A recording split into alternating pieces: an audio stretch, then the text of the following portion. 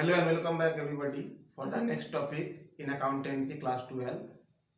And in this topic we are going to discuss about the receipt and payment account.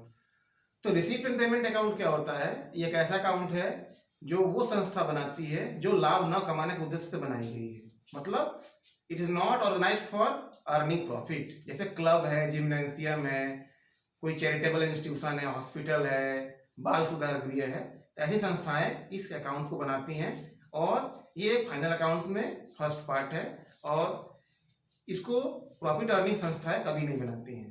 Then we are going to first of all discuss what type of account it is. It is real account in nature. एक तरह से real account है और इसमें real account संबंधी जितने भी receipt हैं, नगद या पेमेंट, तो इसमें जाते हैं। एक तरह से कह सकते हैं कि कैश बुक का ये एक तरह से शॉर्ट फॉर्मेट है, उसका समरी भी कह सकते हैं इसको। और इसमें केवल नगद लेन देन या पेमेंट का लेखा करते हैं। अब देखिए इसे कुछ डिफरेंट आइटम्स क्या है उसके बारे में यहाँ पे जाना जाएगा। तो फर्स्ट है टू ओपनिंग बैलेंस।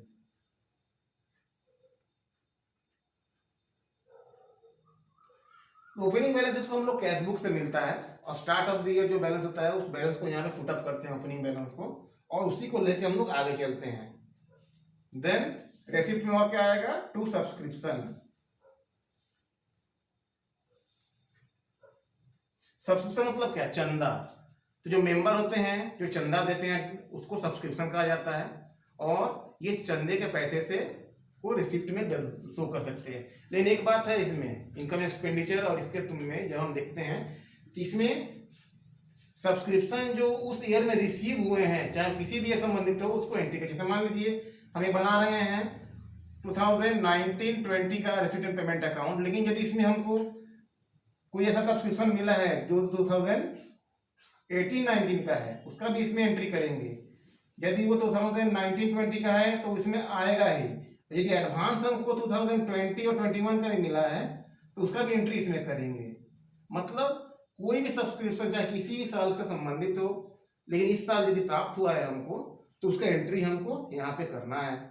अच्छा, इसके बाद हम आगे चलते हैं। नेक्स्ट है टू पार्किंग चार्जेस।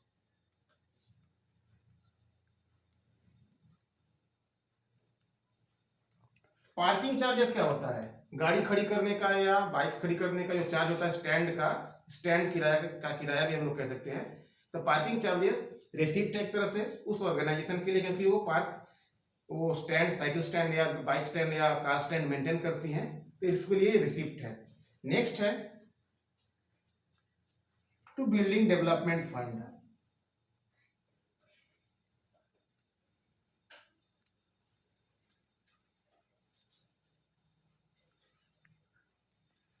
तो बिल्डिंग डेवलपमेंट फंड क्या होता है? एक तरह से ये ऐसा फंड है जिसका इस्तेमाल नए बिल्डिंग बनाने में या पुराने बिल्डिंग को जीर्णोद्धार करने में, उसके मरम्मत में या उसको नवीनीकरण करने में इस्तेमाल होता है। मतलब उसको डेवलप करने के जो भी साधन है बिल्डिंग को आधुनिक बनाने के, उस फंड से तात्पर्य है। और ये भी एक तरह से रिसिप्ट है क्योंकि इस फंड में पैसे जमा होते हैं।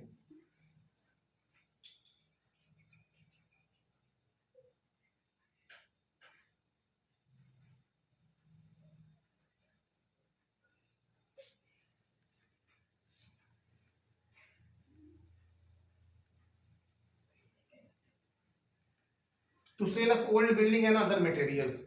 इससे मतलब क्या होगा? यदि संस्था कोई अपना कोई बिल्डिंग है, इक्विपमेंट है, कार है या कुछ और है, उसको बेच देती है तो उसे जो रिसिप्ट प्राप्त होता है पैसा, उसको हम लोग रिसिप्ट साइड में, डेबिट साइड में शो करते हैं। अच्छा, हम आज बात करते हैं पेमेंट साइड की। तो पेमेंट के माध्यम से जैसे बाय होनोरियम,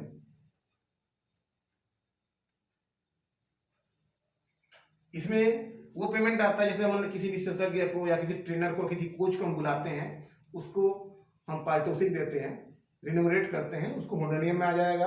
अच्छा, इसके बाद है बाय सैलरी।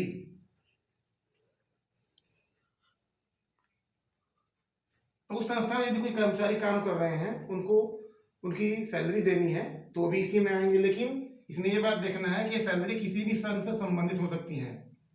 यदि पिछले वर्ष की सैलरी इस साल हम दे रहे हैं तो भी इसी में आ जाएंगी, इस वर्ष की सैलरी इसमें आएंगी ही।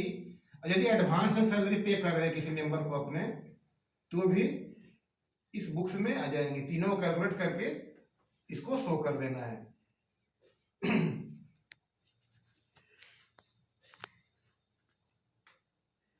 Then by miscellaneous receipts.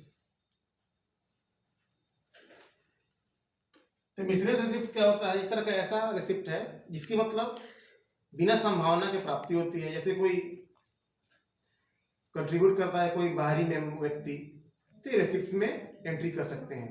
मतलब मेंबर ना नहीं है लेकिन वो कंट्रीब्यूट कर रहा है फंड में।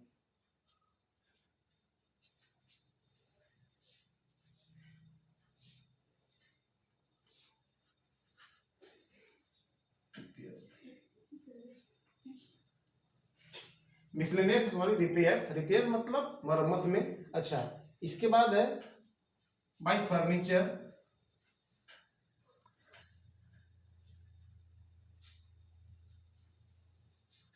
Bye printing stationery,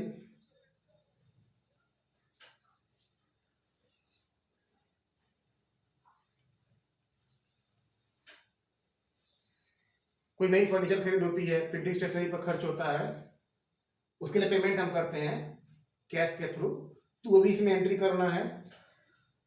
then investment in securities,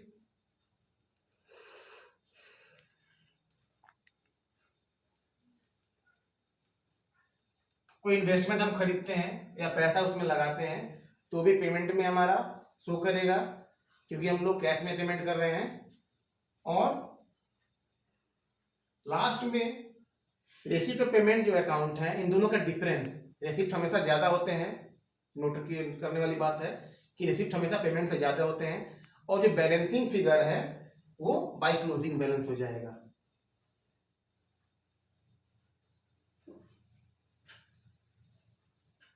ये balancing figure by closing balance जो है, ये कैश बुक का जो क्लोजिंग बैलेंस है उससे टैली करना चाहिए। मतलब देखने वाली बात है कि रेसिप्ट एंड पेमेंट अकाउंट जो है उसका क्लोजिंग बैलेंस कैश बुक के क्लोजिंग बैलेंस से टैली करना चाहिए, तब जाके ये सही होगा, करेक्ट होगा।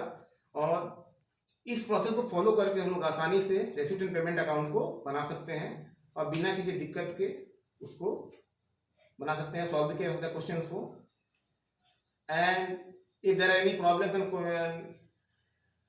comments, you can give me and I will give you the answers. Thank you very much for listening to me. Have a good day.